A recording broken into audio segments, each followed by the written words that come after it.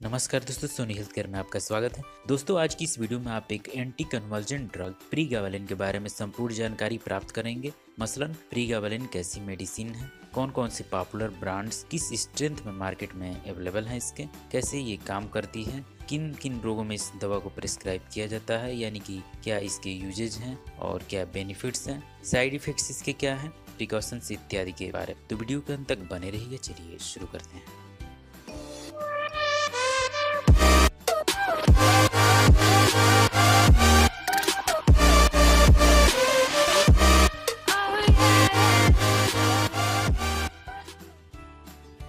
दोस्तों, प्रीगाबालिन एक anti epileptic anti convergent medicine है, यानी कि यह एपिलेप्सी जिसको मिर्गी भी कहा जाता है उसके दौरों को कम करने वाली मेडिसिन है, जो कि मार्केट में कई अलग अलग ब्रांड्स के नाम से अवेलेबल हैं।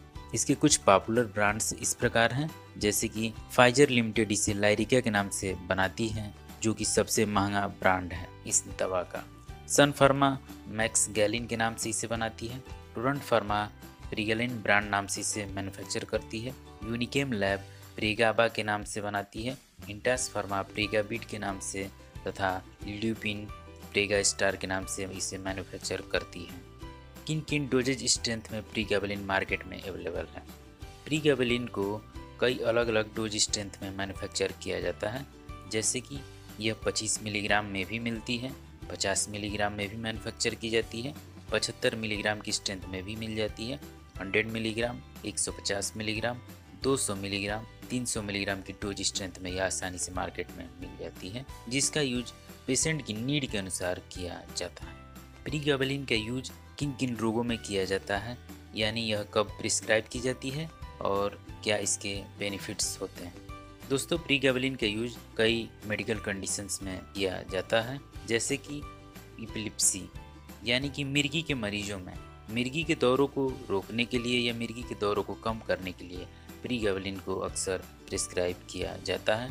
मिर्गी एक सेंट्रल नर्वस सिस्टम की प्रॉब्लम है, जिसमें नर्व सेल्स की गतिविधियां बाधित हो जाती हैं, जिसके कारण बेहोशी के दौरे पड़ने लगते हैं और ओवर एक्साइटमेंट में पेशेंट बेहोश हो जाता है। दूसरा है न्यूरोपैथिक पेन में, यानी कि बॉडी में अगर कहीं भी नसों में दर्द है, सूजन है नसों में, नसें कमज़ोर हो गई हैं या नर्व डैमेज हो गई है, इन सभी सिचुएशंस में इसका यूज किया जाता है।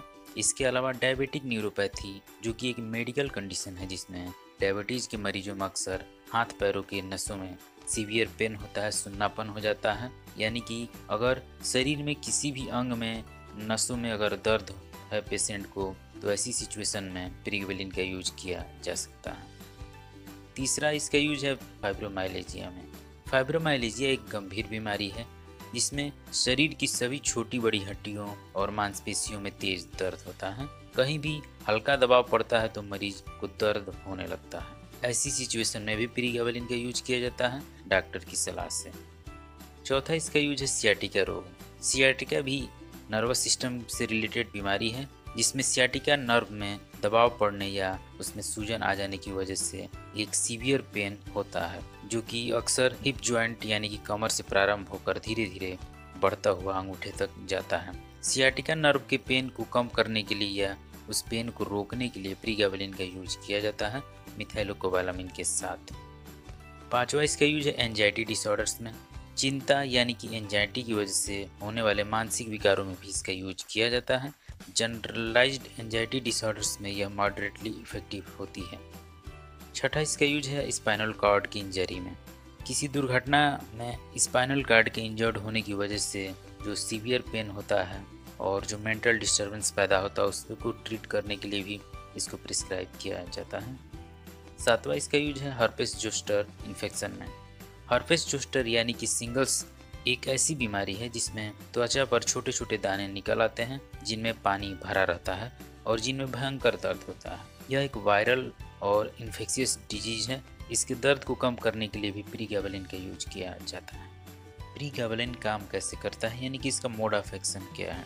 प्रीगाबालिन कैल्शियम चैनल के protein units alpha two delta से बाइंड होकर एक्साइटमेंट की स्टेज में जो न्यूरोट्रांसमीटर रिलीज होते हैं उनको कम करता है या उनके रिलीज को रोकता है, और इसकी वजह से जो कन्वर्जन उत्पन्न होता है या पेन जो पैदा होता है उसको ये रिड्यूस करता है, उसको कम करता है।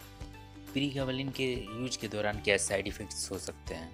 प्रीगाबलिन के यूज के दौरान कुछ साइड इफ़ेक्ट्स भी मरीज को महसूस हो सकता है, जैसे कि मरीज को चक्कर आ सकता है, एलर्जी हो सकती है स्किन में, थकान महसूस हो सकता है, सिर दर्द रह सकता है, पेट में उसे अक्सर गैस की समस्या हो सकती है, वजन भी मरीज का बढ़ सकता है। इसके यूज के दौरान मरीज को धुंधला दिखाई दे सकता है, मुंह सूखना, हाथ पैरों में या मुंह में सूजन हो जाना, स्वेलिंग हो जाना, ये भी आम है। एकाग्रता यानी कि कंसंट्रेशन में कमी आ जाती है और क्लैरिटी जो है सोच में वो कम हो जाती है, यानी कि भ्रम की स्थिति पैदा होती रहती है। अनिद्रा भी अक्सर मरीज को हो जाता है। अगर किसी भी प्रकार की असामान्य गतिविधियां इसके प्रयोग के दौरान मरीज में दिखे तो इसका यूज बंद करके तुरंत ही डॉक्टर की सलाह लेनी चाहिए। प्रिकॉशंस क्या हैं?